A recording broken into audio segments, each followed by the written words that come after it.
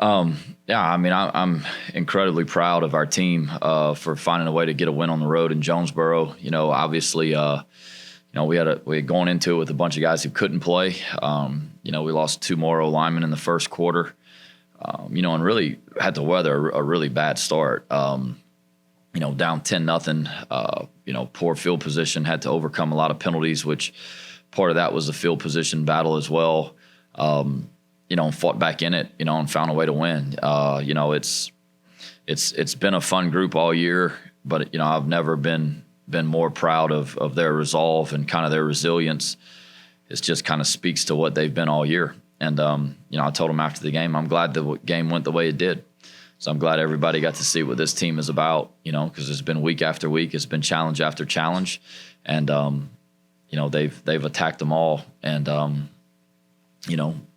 few weeks back, we talked about being in this position and talked about the work it was going to take to get here, and here we are. So, we've got a big one this week, obviously.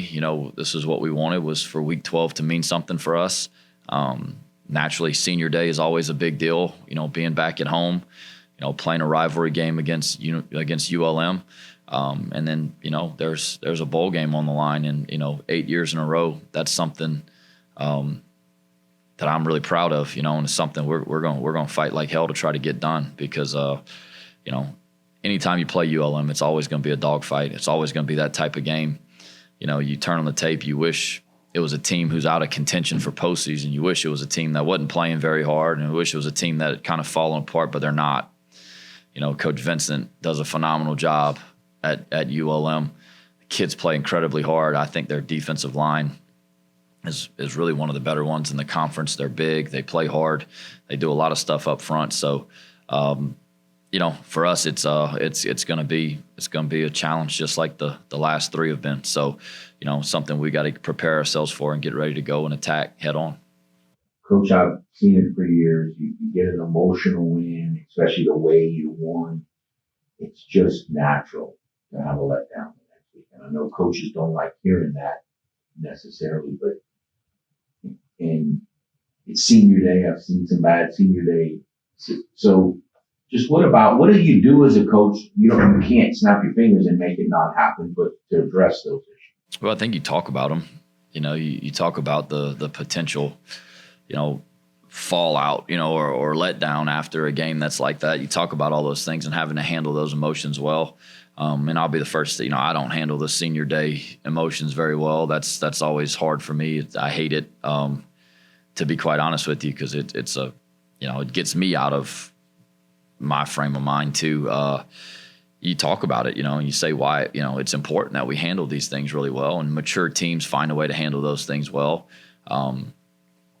Fortunately, I think our guys have played well on senior night at home, the past few years. They've handled that really well. But yeah, I mean, it's, those are real things that you got to deal with. I'd like to think that maybe last week was a little bit of our letdown, the way it started. It started, about as badly as it could. It's kind of like the Monroe game 2 years ago. That was a nightmare start, and so hopefully that's something that we bounce back from. We started really fast, the previous, 3, 4, 5 weeks before that. So hopefully we can get back to starting fast and kind of, getting back to doing that, playing a little better in the beginning. But, yeah, those are real things that, you got to hope your team has the maturity to handle them. We worked incredibly hard to get to this point, and it certainly wasn't just to get to this point. We need to go finish the season to be able to, keep those postseason dreams alive. What's the latest update on the offensive line? Yeah, Coop and Mackey are both out for the year. What is their situation? They're both having surgery this week. Knee? Coop's the knee, Mackey's the foot. So we've already asked you about Andrew, but when you went and looked at the film, what did it look like? I thought he played a lot better against Arkansas State than he did against Troy. He played really hard against Troy, and he, went out there and gave us a chance. I thought he played really well against Arkansas State. So, the reality of it is he's been in the fire a little bit this year. He will start for us naturally. the biggest issue is that there's just not much depth anywhere behind anybody at all. So, it is what it is, though. I mean, our guys all year have stepped in there and played well, and he played great the other night. To not have one snap issue in that game, that's almost a miracle. When you put a center in there who hasn't played a whole lot, he's got to snap every ball back there in a high-pressure situation. Made the IDs, did a really good job, played really well. I think that was, he was a player of the game for us, whenever we went back and watched it because of the role he had to step in and the way he had to step in and play. Played better last week than he did the first week when he played. Expect every game experience you get is adds to your confidence and your ability to play. And, hopefully, this one's better than the last one. So who were the next up? Yeah, I'm not sure yet. I have to figure it out. You've been around a team that's had so many injuries in one room. No. This is like not even. I don't even know how you could ever even anticipate anything half this happening. The worst part is, it's going to affect us this spring. This is not just these guys are out for this week. These guys are out for the year. These are season-ending surgeries. These are months on end recoveries. I've never been around anything like this ever. I've been in seasons where your two starting linebackers get hurt. It's like, man, that sucks. Well, okay. This is 9 guys that are out for the year. This is, I think 11 guys who have missed games this year.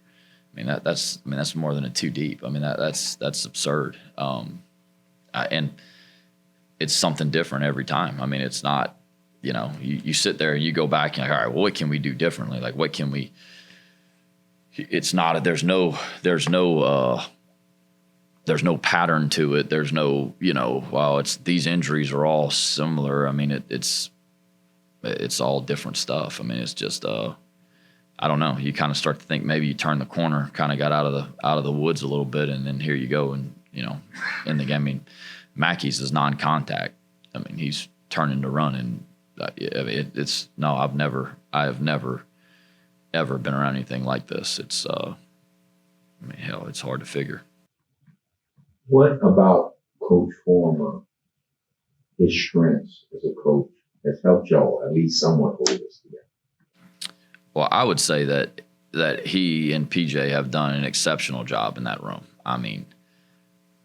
First of all, the natural tendency, right, when you lose a good player is feel sorry for yourself, right? And that's, that's the natural tendency. Well, he's lost, 11 guys throughout the course of the year that, we pour a lot into, a lot of energy, effort, love, everything into these guys to try to continue to develop them.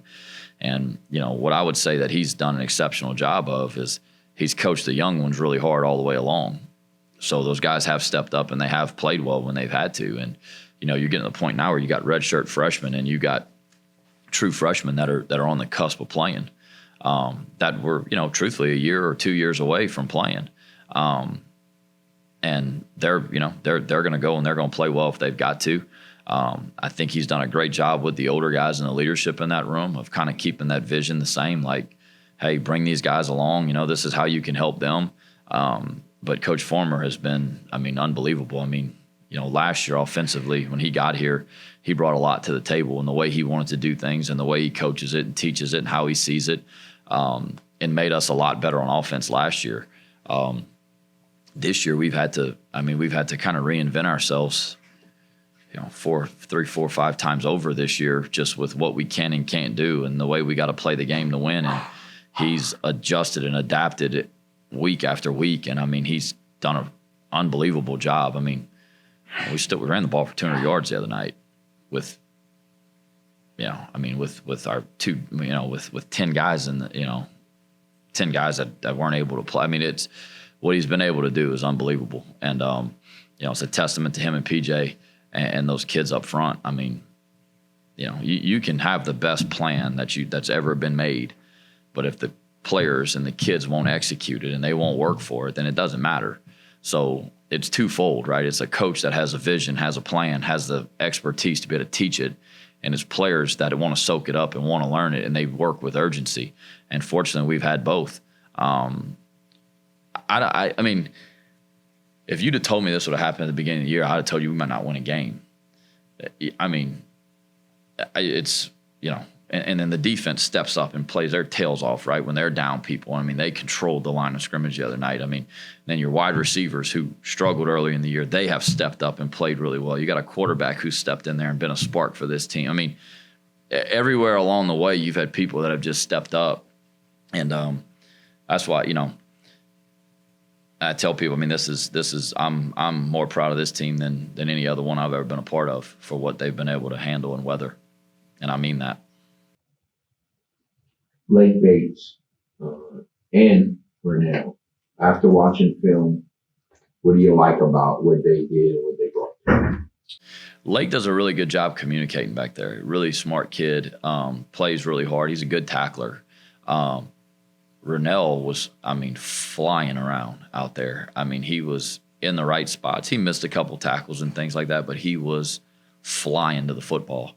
And, he made a couple plays, early in the game when they got the ball on the plus side of the field. They a lot of people, but they run the quarterback a lot in the red zone. It's your plus one, right?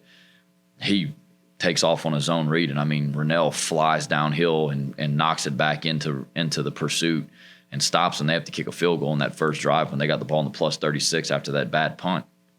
The kid played really fast, played really hard. He's fearless. It was to watch those guys step up and go play. It was pretty impressive. Didn't really miss a beat. The corners played really well, covered well against really good receivers, contested, competed. Got beat a couple times, but Corey Rucker's got a lot of notches on his belt. So I was incredibly proud of that group on the back end. What about when you went back and looked at the film? We were doing a lot of complaining about holding and holds that were or what the hold on the kickoff return and the hold brought back. What did you see? I'll comment, and I'll keep it very politically correct because I've reached out to the officials, and there's a process for us to voice our concerns to them throughout the week. And I actually spoke to Wayne Winkler this week about what the concerns were. Here's what I think every coach wants. You want to feel like if it's going to be called tight, then it's called tight the whole way. If they're going to let them play, then you let them play the whole way. And I think that was the biggest issue that I had with it.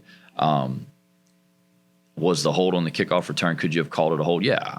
His hands are outside. Do I think it restricted him? No, not enough.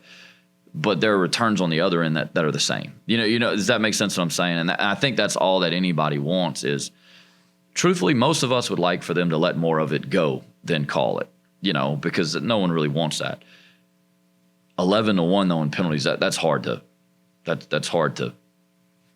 see as being something that really happened in a game. And that was the biggest thing, that was my complaint, was I just felt like, okay, if we're going to call these, then I think that we need to call them all, and that was my biggest complaint. And I voiced it, and Wayne will get back to us and he'll tell us if he agrees or disagrees. But it's tough, and then the 75-yard touchdown run, that I think that's a tough one to call. I really do.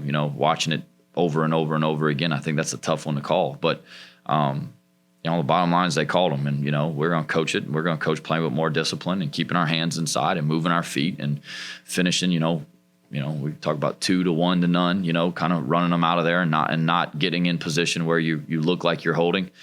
So we're going to continue to coach it better. We got to execute it better. But yeah, I just felt like they called some of them tighter than others, and I think that's where most of my frustration comes from. Typically, when things like that happen. What has made them pretty good on defense, and sometimes really good on defense this year? ULM, they're good up front. They're really good up front. They're big. They're very active. The last 2 weeks, they're doing a lot more a lot more run stunts and things like that up front. I mean, the front moves every play, which naturally, I mean, that's my concern this week, right? You know, with our offensive line, kind of where we're at. You know, they're really active up front, and I think when you play really well up front, that presents a lot of problems. You know, I mean, so you know, trying to get the run game going and trying to find some good sound runs that we can chip away at it. Is going to be difficult. You know, truthfully, I think this might be a little bit more feast or famine type of deal where, you know, they'll create some negatives, but hopefully you can get them out of gaps and you can pipe some as well. You know, as you sit there and say, well, you just throw it. Well, it's like, well, you got to protect them too. And that's an issue for us right now as well, right?